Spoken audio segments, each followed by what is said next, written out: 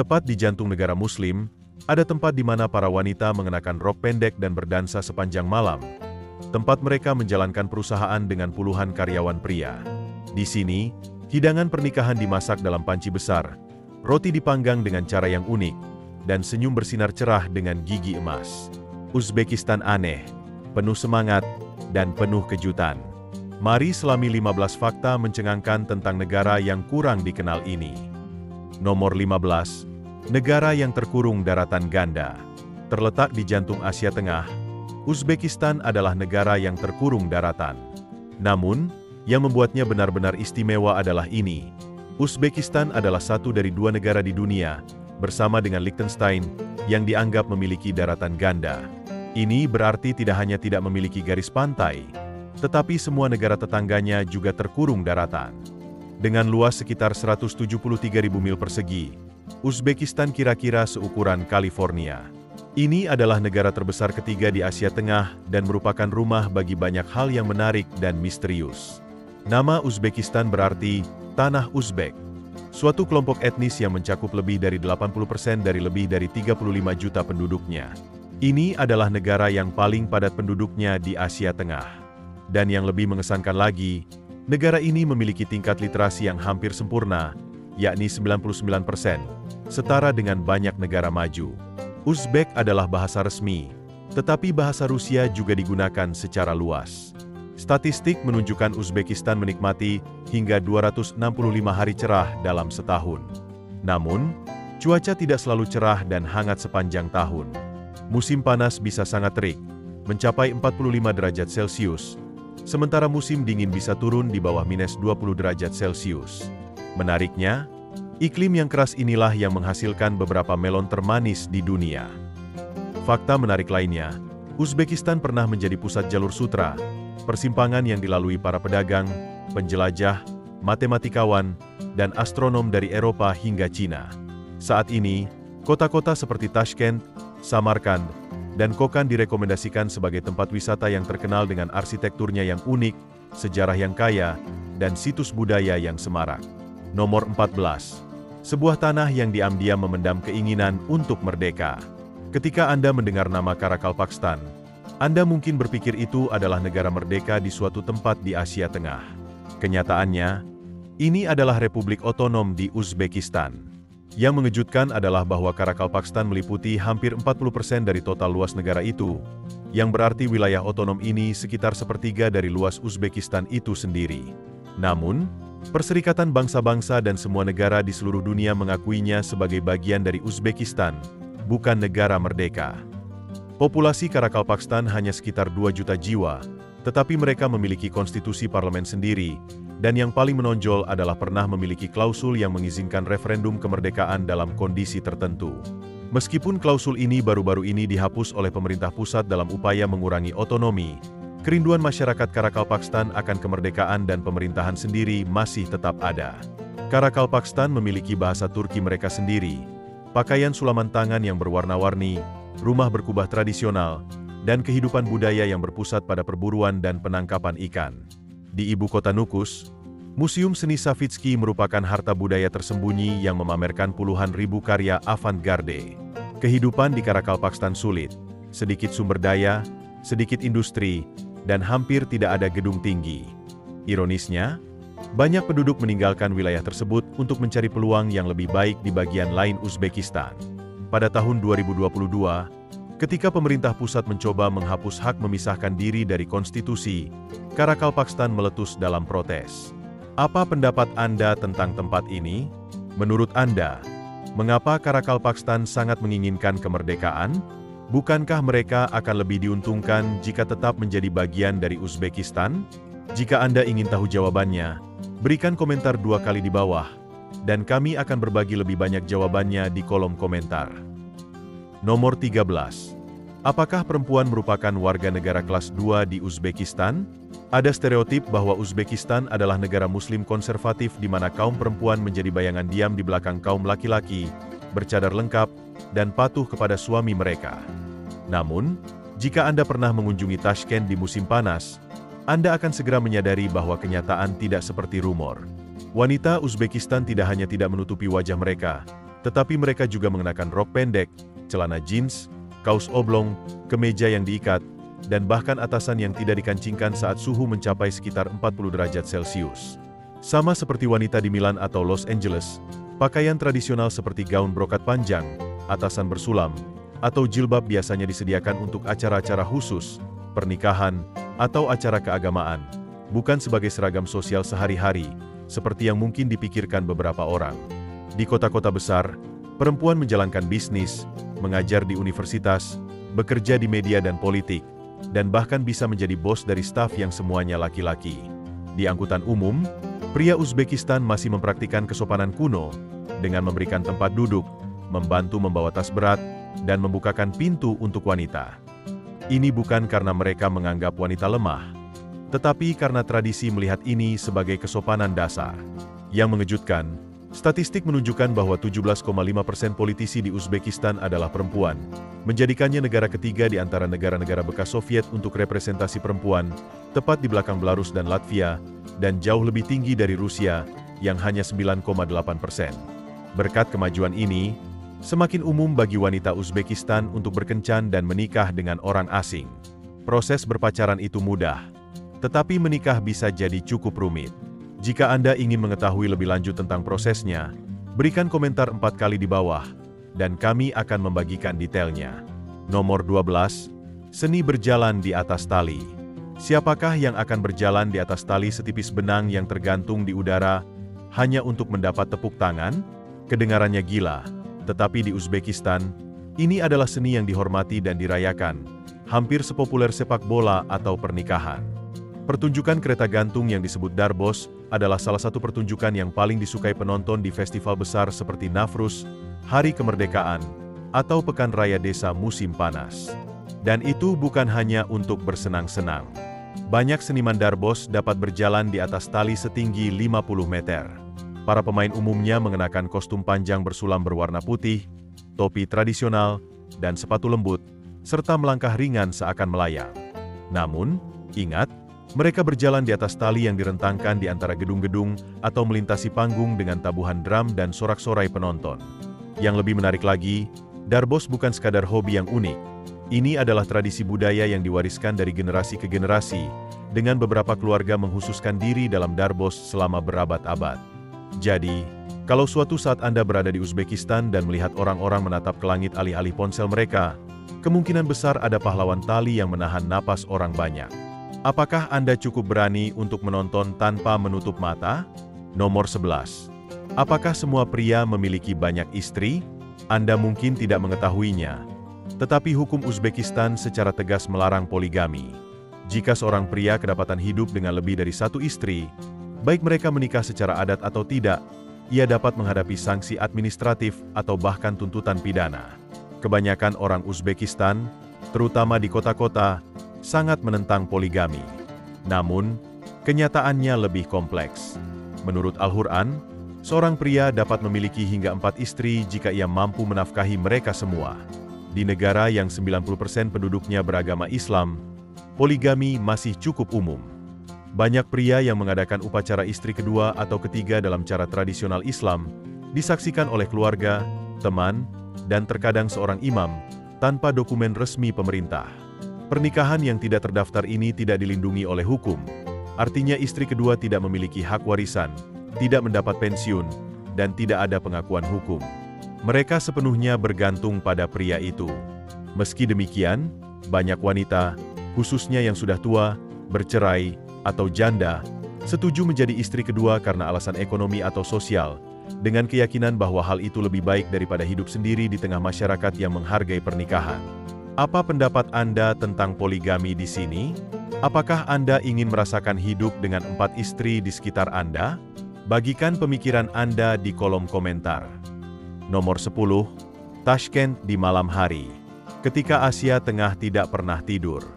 Jika Anda berpikir Uzbekistan tidak memiliki kehidupan malam, Anda jelas belum pernah ke Tashkent. Pada siang hari, kota ini tenang. Tetapi pada malam hari, kota ini menjadi hidup dengan energi, lampu terang, dan musik.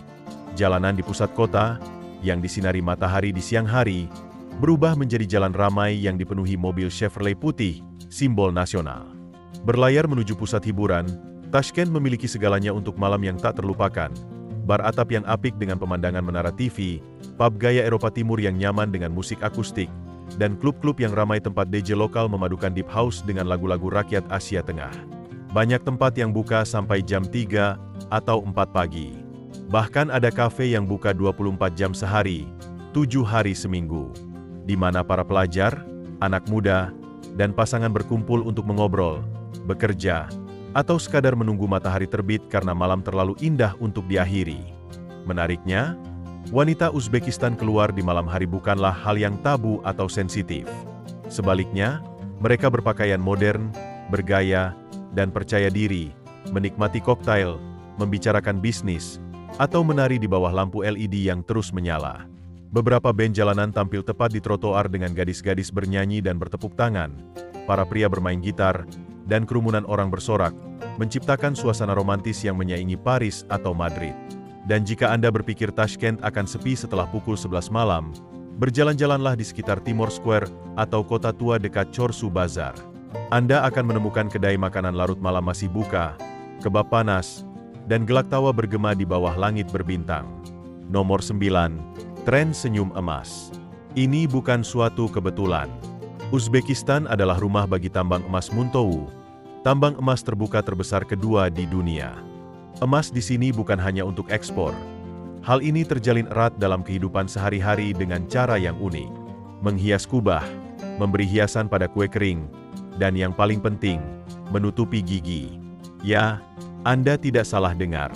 Gigi emas merupakan tradisi lama di kalangan wanita Uzbekistan, terutama di daerah pedesaan. Senyum keemasan dengan gigi berkilau yang berkedip-kedip saat mereka berbicara adalah gambaran yang mencolok bagi banyak pengunjung pertama kali ke Asia Tengah.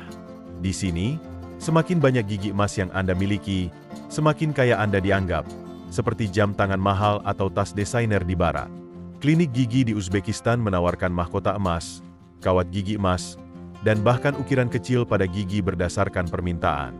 Beberapa orang melihat gigi emas sebagai rekening tabungan portabel. Anda dapat menjualnya secara tunai jika diperlukan. Sementara penduduk kota yang lebih muda kini lebih menyukai gigi putih modern. Di pedesaan, senyum emas masih selalu bergaya. Nomor 8. Merek mobil Amerika yang disukai oleh Uzbekistan.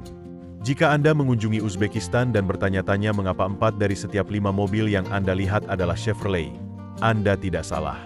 Pada tahun 2019, Chevrolet menguasai 94% pangsa pasar mobil dan truk ringan di sini, sementara merek lain hanya menguasai 4% dan 2%. Chevrolet tidak hanya populer, tetapi juga merek nasional di Asia Tengah. Sejak 2008, General Motors telah bermitra dengan pemerintah Uzbekistan untuk membangun pabrik di Asaka, memproduksi lebih dari 250.000 kendaraan setiap tahunnya, menjadikan Chevrolet satu-satunya merek nasional yang diproduksi secara lokal. Produksi lokal berarti warga Uzbekistan dapat membeli mobil seharga $7.000 hingga $14.000, dengan sebagian besar pajak impor dibebaskan. Ini membuat merek asing seperti Toyota, Honda, atau Volkswagen tidak terjangkau, karena harganya 1,5 atau bahkan 2 kali lipat lebih tinggi. Mobil Jepang terkenal tahan lama, mobil Jerman terkenal mewah. Namun, di negara dengan pendapatan rata-rata di bawah $2.500 per tahun, Chevrolet merupakan pilihan yang paling praktis dan disukai. Nomor 7. Kecintaan pada mandi uap. Di jantung gurun kering Uzbekistan, di mana suhu musim panas dapat melonjak di atas 104 derajat Fahrenheit, ada sesuatu yang disayangi orang-orang, mandi uap tradisional, hammam. Bagi Uzbekistan, mandi bukan hanya tentang membersihkan diri, itu adalah ritual sosial, cara untuk memurnikan tubuh dan jiwa. Tradisi ini sudah ada sejak era jalur sutra. Jangan menganggapnya hanya sekadar spa kuno. Banyak hammam di Bukhara atau Samarkand berusia lebih dari 600 tahun. Dengan kubah batu, sinar matahari yang menyaring melalui lubang langit-langit, air panas dari mata air alami, dan aroma herbal yang tercium melalui uap. Tidak seperti pemandian umum Jepang yang tenang dan teratur, hammam Uzbekistan lebih hidup, intim, dan penuh gelak tawa. Disitulah orang bersosialisasi. Pria mengobrol tentang politik dan keluarga, sementara para wanita berbagi kiat memasak atau memilih sutra untuk pernikahan putri mereka. Di beberapa daerah, Para pengantin wanita mengunjungi hamam bersama ibu mereka sebelum pernikahan untuk membersihkan nasib buruk dan memulai hidup baru dengan segar dan damai. Nomor 6. Budaya teh. Di Uzbekistan, teh lebih dari sekadar minuman. Itulah detak jantung kehidupan sehari-hari. Teh adalah suatu salam, suatu penutup, dan suatu ikatan antar manusia. Setiap makan dimulai dan diakhiri dengan teh hangat. Bahkan di sela waktu makan, saat mengobrol di tengah hari atau saat ada tamu datang, orang Uzbekistan bisa minum 5 hingga 7 cangkir sehari. Yang mengejutkan banyak pengunjung barat adalah bahwa tuan rumah Uzbekistan hanya menuangkan sedikit teh ke dalam cangkir Anda. Ini bukan tentang menjadi pelit. Itu adalah kebiasaan yang halus. Jika tamu meminta lebih banyak teh, itu berarti mereka merasa nyaman dan ingin tinggal lebih lama. Mengisi ulang teh secara terus-menerus membuat percakapan terus berlanjut dan membangun hubungan budaya. Sebaliknya, jika cangkir Anda langsung terisi penuh, itu mungkin berarti Anda harus segera pergi. Nuansa Uzbekistan yang sangat kental. Di lembah Fergana yang sejuk dan subur, orang-orang menyukai teh hijau ringan, terkadang dengan mint. Di daerah barat, yang lebih menyerupai gurun, orang lebih menyukai teh hitam kental yang diminum perlahan dengan selai manis atau roti kering. Di beberapa tempat, menyajikan teh yang salah dapat dianggap sebagai tindakan ceroboh, seperti menawarkan kopi instan kepada orang Italia atau anggur dingin kepada orang Prancis. Nomor 5. Orang tinggal di yurt atau rumah bata lumpur. Jika Anda mengira rumah-rumah di Uzbekistan modern seperti New York atau kuno seperti Florence, Anda akan mendapatkan kejutan yang menyenangkan. Di daerah pedesaan, tenda bundar berbahan kain putih yang disebut yurt masih menjadi tempat tinggal musim panas yang favorit. Mereka keren, mudah diatur, dan mencerminkan semangat nomaden leluhur Uzbekistan, Turkmen, Kazakh, dan Kirgiz. Anda bahkan akan melihat yurt didirikan tepat di halaman belakang, digunakan sebagai ruang tamu musim panas untuk minum teh, tidur siang, atau pesta kecil. Praktis dan nostalgia. Di kota-kota seperti Tashkent atau Samarkand, arsitekturnya berbeda tetapi tetap unik. Karena Uzbekistan rawan gempa bumi, orang tidak membangun gedung pencakar langit seperti di Dubai atau Tokyo. Bangunan tertinggi biasanya hanya 4 atau 5 lantai, yang dirancang untuk menahan gempa. Hal ini tidak hanya menjamin keselamatan, tetapi juga menjaga lanskap kota tetap terbuka dan lapang, tidak sempit seperti banyak kota di Asia. Dan jika Anda berpikir hanya wilayah barat yang memiliki istana seperti di negeri dongeng, kunjungilah daerah makmur Uzbekistan. Kelas atas di sini sering membangun rumah-rumah bergaya legenda Asia Tengah dengan sentuhan gaya Eropa, dinding marmer, kubah dekoratif, air mancur, dan bahkan gerbang berlapis emas. Nomor 4. Pot nasi pernikahan raksasa dan tarian perpisahan. Di dunia barat, acara pernikahan kerap kali digelar di hotel dengan berbagai fasilitas, mulai dari koki hingga tata lampu yang disewa. Namun, di Uzbekistan, jantung Asia Tengah, pesta pernikahan merupakan kesempatan bagi seluruh desa untuk memasak bersama. Itu benar. Suku Uzbekistan memiliki tradisi tulus yang disebut memasak plov komunal, di mana Anda tidak hanya diundang untuk makan, tetapi Anda bahkan dapat membantu mengaduk panci. Sebelum pernikahan, pertemuan dapur dimulai saat fajar, biasanya di rumah mempelai pria. Para kerabat laki-laki dan tetangga terdekat, ayah, paman, sahabat, bahkan orang-orang tua di lingkungan sekitar, berkumpul mengelilingi pot plov raksasa yang lebarnya mencapai 5 kaki, sekitar 1,5 meter. Ada yang memotong wortel, ada pula yang memanggang daging. Beberapa orang mengobarkan api. Ini adalah suasana yang meriah, seperti sebuah festival kecil, dengan musik rakyat dan teh hijau panas yang disajikan di sekitar teko. Tanyakan kepada orang Uzbekistan mengapa tidak memesan restoran saja, dan mereka akan berkata karena Anda tidak bisa menyerahkan urusan keluarga. Nomor 3. Festival Tari Gurun sepanjang tahun di Uzbekistan. Walau dikelilingi gurun kering, Uzbekistan menawarkan kalender festival yang meriah sepanjang tahun. Yang paling terkenal adalah Nafruz, tanggal 21 Maret, perayaan tahun baru tradisional yang menandai hari pertama musim semi dalam kalender Persia. Seluruh negeri menyala dengan tarian rakyat, pesta plov raksasa, dan bubur sumalak manis yang terbuat dari gandum muda yang diaduk selama 24 jam sebagai ritual pembersihan untuk tahun baru. Berikutnya adalah Festival Sutra dan Rempah-Rempah pada bulan Mei di Bukhara, kota perdagangan kuno yang legendaris di jalur sutra. Festival ini memungkinkan pengunjung memasuki dunia pedagang Asia Tengah abad ke-10, dengan kios-kios yang menjual sutra, tembikar, herba pedas, instrumen tradisional, dan parade kostum yang memukau. Di musim panas, Karakal Pakistan menyelenggarakan Hari Melon, di mana penduduk setempat memamerkan melon sebesar bola sepak, manis seperti sirup, dan harumnya akan selalu diingat.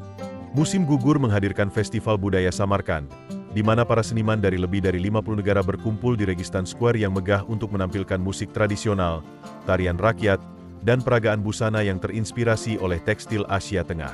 Setiap bulan Oktober, Uzbekistan menjadi tuan rumah Festival Film Internasional Tashkent, acara film terbesar di kawasan itu, yang menayangkan film-film seni dari seluruh dunia di teater-teater bergaya Soviet.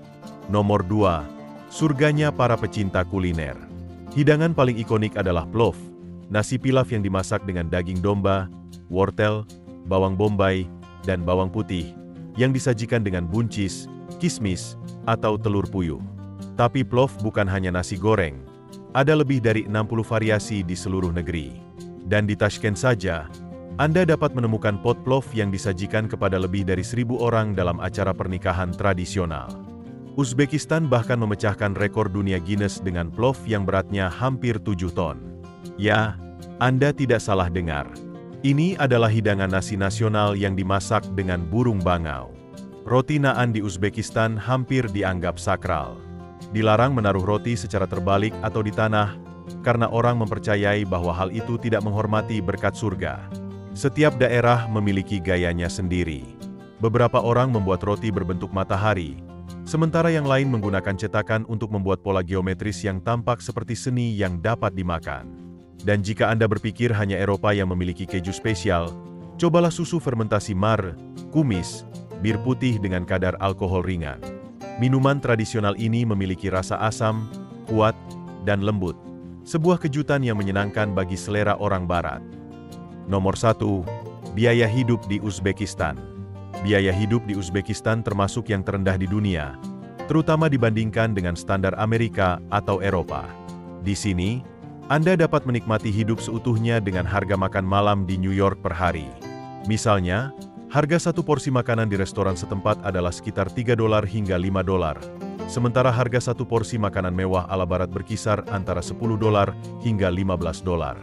Segelas cappuccino hanya $1,50, jauh lebih murah daripada $5 yang Anda bayar di Starbucks di Los Angeles. Biaya sewa juga sangat terjangkau.